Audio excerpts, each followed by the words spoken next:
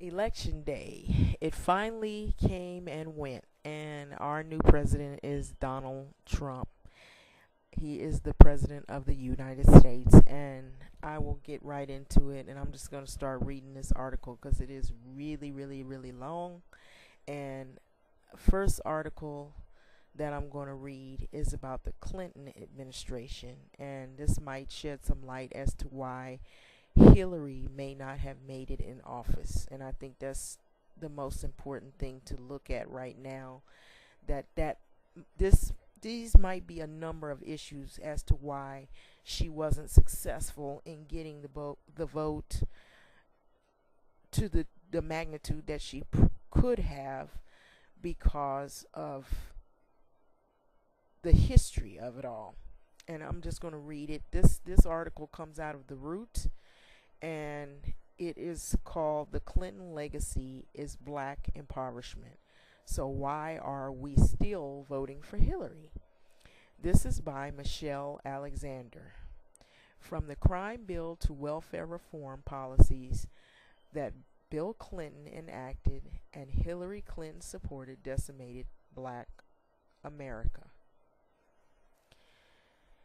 Hillary Clinton loves black people, and black people love Hillary, or so it seems. Black politicians have lined up in droves to endorse her, eager to prove their loyalty to the Clintons in hopes that their faithfulness will be remembered and rewarded. Black pastors are opening their church doors, and the Clintons are making themselves comfortable and at home once again, engaging effortlessly in all of the usual rituals associated with courting the black vote. A pursuit that typically begins and ends with Democratic politicians making black people feel like and taken seriously, doing something concrete to improve the conditions under which most black people live in generally is generally not required. Hillary is looking to gain momentum on the campaign trail as the primaries move out of Iowa and into New Hampshire and into states like South Carolina, where large pockets of black voters are found. According to some polls, she leads Bernie Sanders. This was back when she was on the campaign trail. She was leading him from 60% among the African American voters. It seemed that we, black people, are her winning card, one that Hillary is eager to play. And it seems that we're eager to get played again. So this is important. I want to go into the meat of this right here, this article. The love affair between black folks and the Clintons has gone on for a long time. It began in 92. When Bill Clinton was running for president, he threw some shades on and played the saxophone on the Arsenio Hall show. It seems silly in retrospect, but many of us fell for it. At the time, when a popular slogan was, "It's a black thing," you wouldn't understand. Bill seemed to get us. When Toni Morrison dubbed him the first black president, we nodded our heads. We had our boy in the White House, or at least we thought we did. Black voters have been remarkably loyal to the Clintons for more than 25 years. It's true that we eventually line up behind Barack Obama in 2008, but it's a measure of the Clinton allure that Hillary led Obama among black voters until he started winning caucuses and primaries. Now Hillary is running again, and that was just passed. This time she's facing a Democratic socialist who promises a political revolution that will be bringing universal health care, a living wage, and the end to rampant Wall Street greed, corporate greed, of course. That sounds like Bernie Sanders, and the dismantling of vast prison states. Many of the same goals that Martin Luther King Jr. had championed at the end of his life. Even so, black folks are sticking to the Clinton brand. What have the Clintons done to earn such devotion? Did they take extreme political risks to defend the rights of African Americans, or did they courageously stand up to right-wing demagoguery about black communities? Did they help usher in a new era of hope and prosperity for neighborhoods devastated and deindustrialized, globalization, and the disappearance of work? No, quite the opposite. Bill Clinton's tough on crime racial politics. When Bill Clinton ran for president in '92, urban black communities across America were suffering from economic collapse. Hundreds of thousands of manufacturing jobs had vanished, and factories moved overseas in search of cheaper labor, a new plantation. Globalization and deindustrialization affected workers of all colors, and it hit African Americans very hard, particularly hard. Unemployment rates among young black men had quadrupled as rates of industrialization employment plummeted. Crime rates had spiked in inner cities, communities that had been dependent on factory jobs, while hopelessness, despair, and a crack addiction swept neighborhoods that had once been solidly working class. Millions of black people, folks, families, many of whom had fled Jim Crow segregation in the South with the hope of obtaining decent work in the North, factories, were suddenly trapped in racially segregated and jobless ghettos. Bill Clinton mastered the art of sending mixed cultural messages, appealing to African Americans by belting out "Lift Every Voice and Sing" in black churches, while signaling to the poor and working class whites that he was willing to be tougher on black communities than Republicans had been.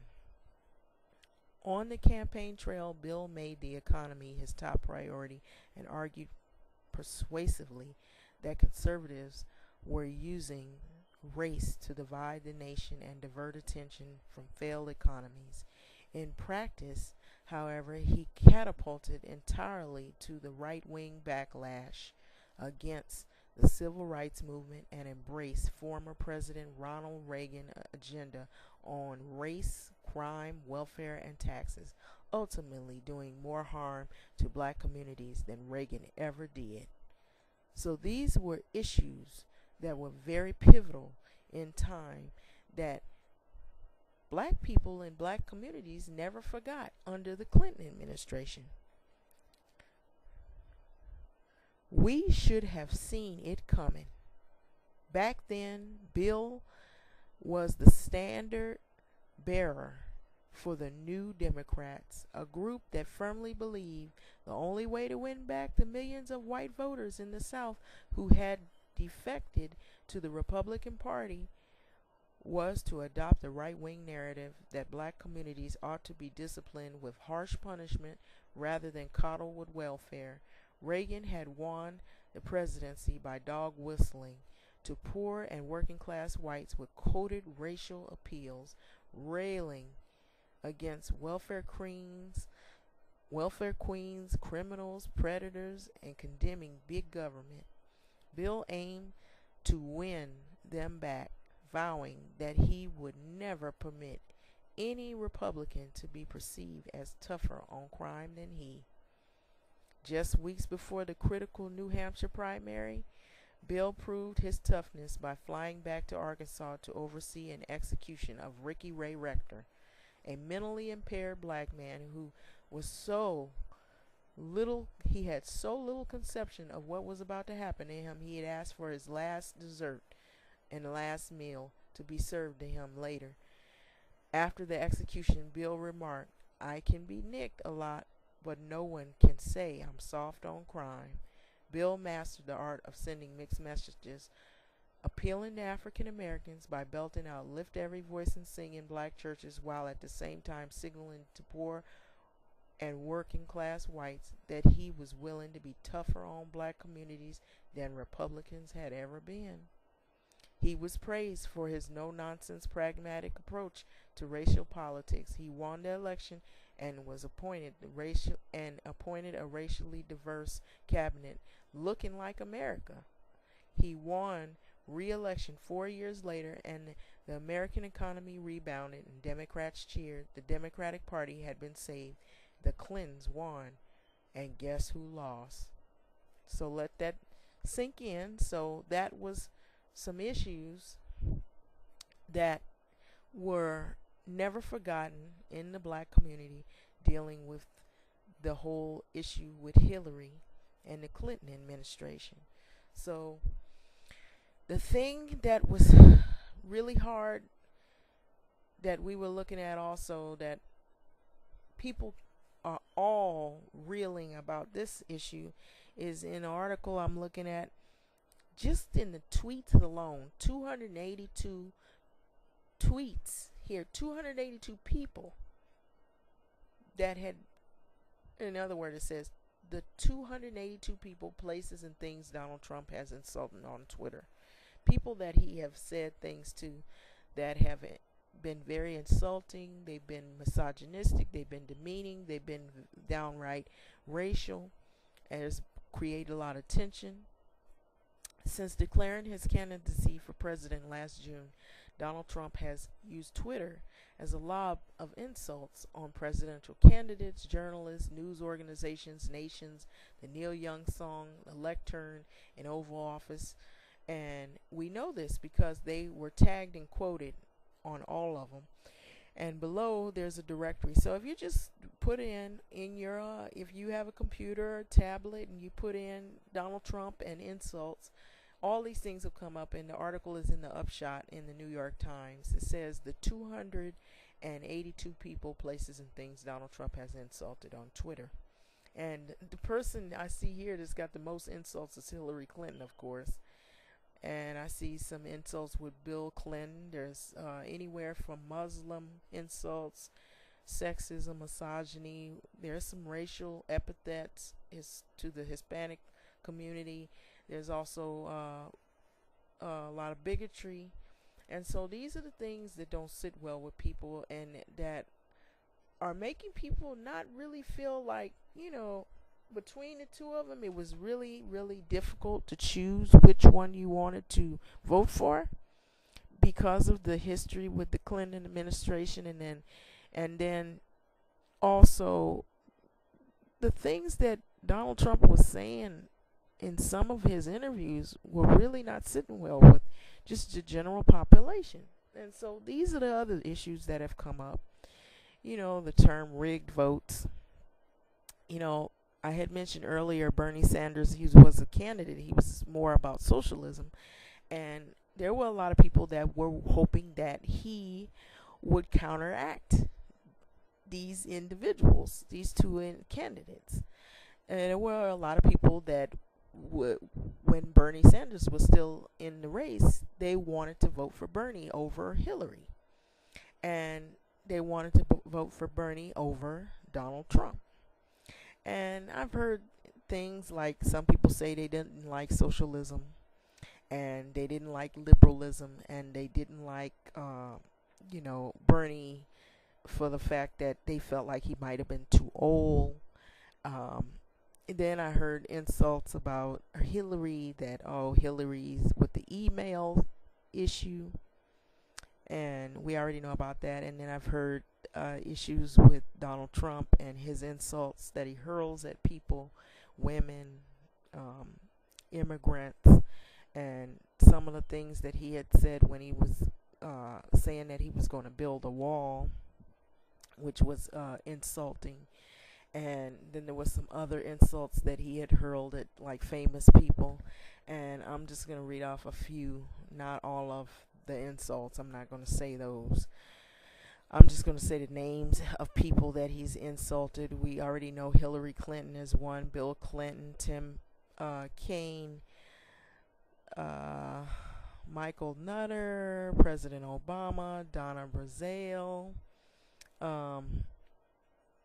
Jeb Bush, I think campaign staffer, CNN panelist, Mark Cuban, Elizabeth Warren was one where he was really insulting her, and he said some really horrible things, calling her Pocahontas. There's Colin Powell. He said things about Colin Powell, John McCain, where he talked about him being incapable of doing anything, failed miserably, some of those insults. I'm not going to go into a whole lot of it because it's, and Paul D. Ryan, Rick Scott. Okay, so anyway, and you know the rest. If you don't, you can look it up. I'm sure you could find some of the same thing, maybe more. And in terms of the Latin community, he's made racial remarks towards the Latino community and also Univision. What we would say in English, Univision or Una Visión, in Spanish slang, or Spanish way of saying it.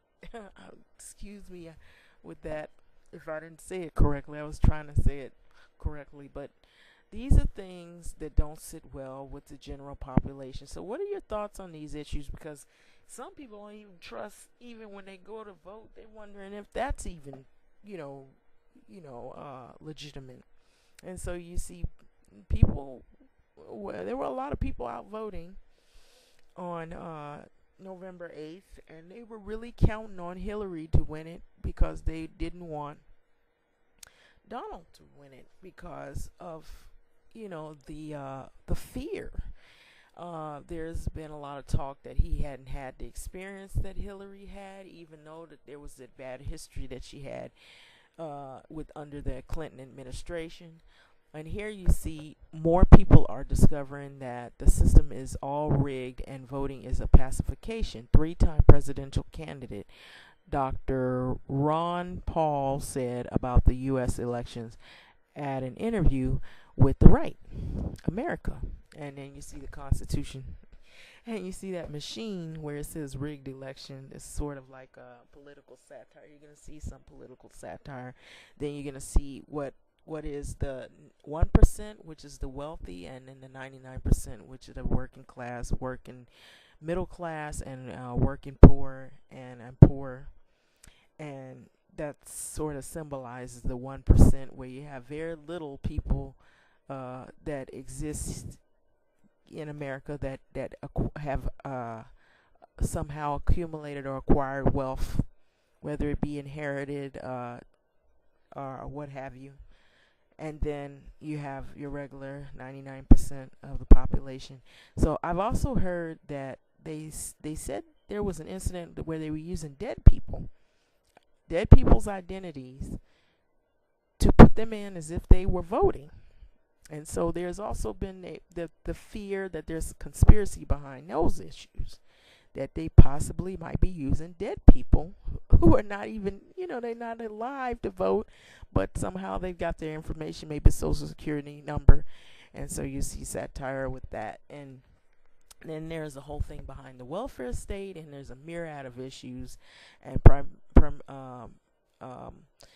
when you get into the welfare state, there's the whole issue. You'll hear people saying, well, I'm a taxpayer, and my tax paying dollars are going for those people. How do we know that they're really using the money to feed their children and to get food, and that they're not using it for drugs? So I heard recently they've been testing people, drug testing them, in order for them to even receive any help from the welfare.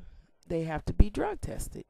So I guess this is coming from people who maybe if, you got a few bad apples in there who are abusing welfare system, and they're using it for enabling their substance abuse problem instead of seeking help. And these are all the issues that come up in that whole argument of welfare. People should get work training and have access to, schooling and resources. Then in the black community, we have the issue of joblessness. And a lot of times they say, when you hear those stats, oh, the economy is growing and more people have gotten jobs. They're not saying what kind of jobs. Are they full-time jobs or part-time jobs? And so I've heard a lot of people complaining that they're getting a job, but it's not enough hours and it's not enough pay, and they still are struggling. And so this right here is in Washington, D.C. This is a neighborhood where it has been, I guess, really neglected, and the way it looks, and you see in the background, it looks like all of the buildings look the same, and it looks like a project housing for low income. And this right here is Detroit. And from what I've heard, there's been a lot of homes that once were thriving neighborhoods or black communities where people had jobs, and those jobs, when those jobs left, the money left, and the people virtually were left with nothing. And there's a lot of abandoned homes. And then there's the issue behind the hate speech that we've been hearing in the rhetoric we've been hearing on the news, constantly battering our ears with hate, racial epithets being hurled at people. And these are the things that didn't sit well with the general population and communities. And you're going to see a pyramid of bigotry, genocide, violence, discrimination, prejudice, acts of bias, and these things that been going on. When you saw those some of those interviews, and then those rallies, those Donald Trump rallies were violent, but he swore up and down that Hillary had something to do with the violence, which I don't believe. I honestly, I believe that violence was just some of the people that were there that were supporting him.